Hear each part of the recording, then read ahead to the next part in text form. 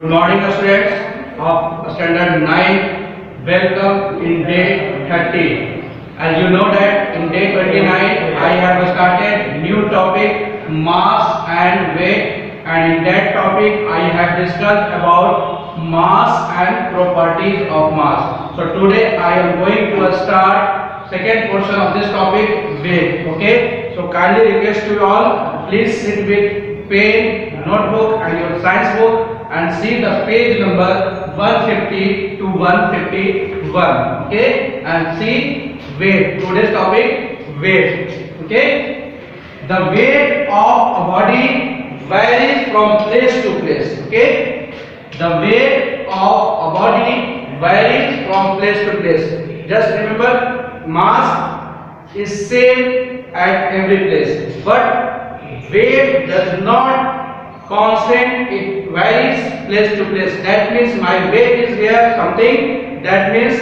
my weight is not a constant in different places. Okay, it may be vary. When we say the weight of a body, we generally mean the weight of the body on the surface of the earth. Okay, the weight of a body, we generally mean the weight of the body on the surface of the earth. Okay, the weight of a body on earth is equal to the force with which the body is attracted towards the earth. Okay, that means we can say that weight of any object is equal to the force which is attracted by the earth. Okay, that means F is equal to W. W is here weight and F gravitational force. Okay, thus the weight of a body on earth is equal to the force of gravity exerted by the earth on that body. So finally we conclude that the weight of any body is equal to the force of gravity exerted by the earth on the body. Okay, and that weight is different at the moon or any planet because the gravity is not same at every places. Okay, so we can say that weight cannot constant. Okay, it varies from place to place.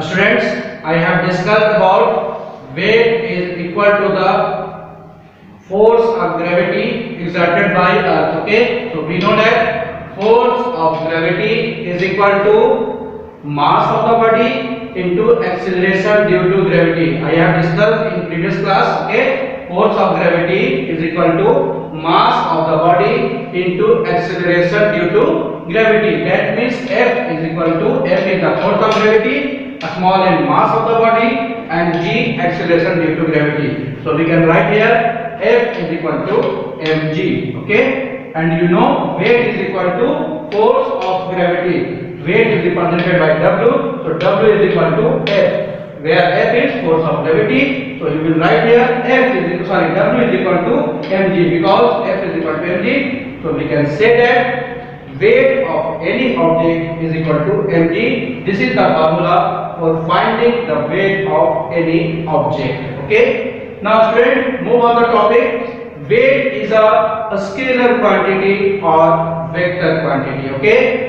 I have told you that weight is equal to the force of gravity acting on a body. Okay, and you know that force due to gravity is always act in the downward direction. It has a particular direction, so we can say that weight is also a vector quantity because weight has magnitude as well as direction. So weight is a vector quantity. Okay, now move on. SI unit of weight.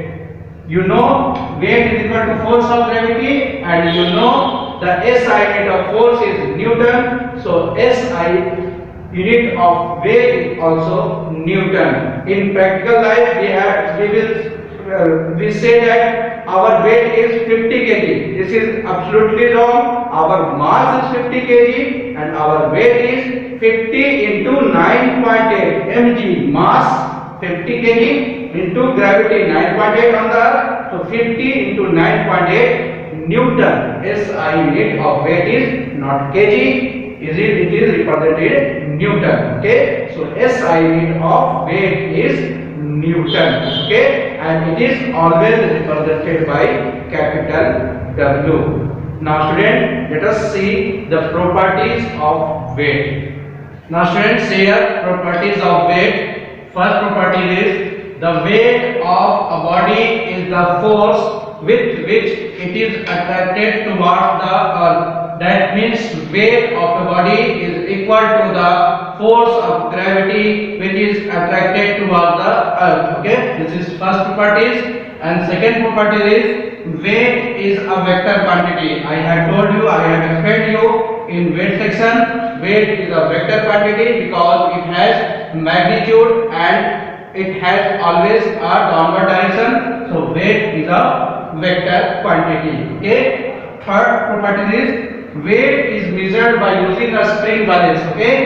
Mass is measured by 2-point balance, but weight is measured by using a spring balance. Okay. Fourth property is weight of a body is directly proportional to its mass. I have explained about the formula W is equal to mg.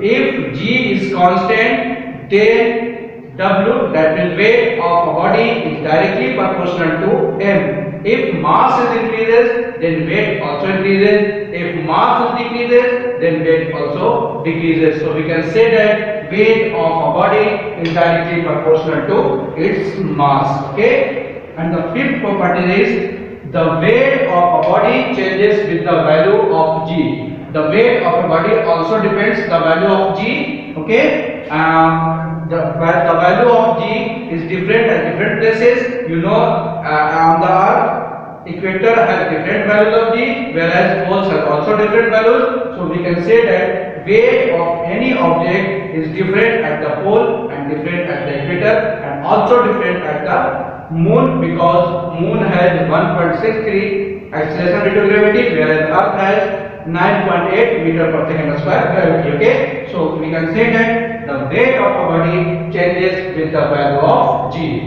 Last point is weight is measured in Newton. So we can say that SI unit of weight is Newton. Weight is measured in Newton, which is represented by capital N. Students, today I have discussed about weight and properties of weight, and I hope you all understood very well. So now it's time for your homework.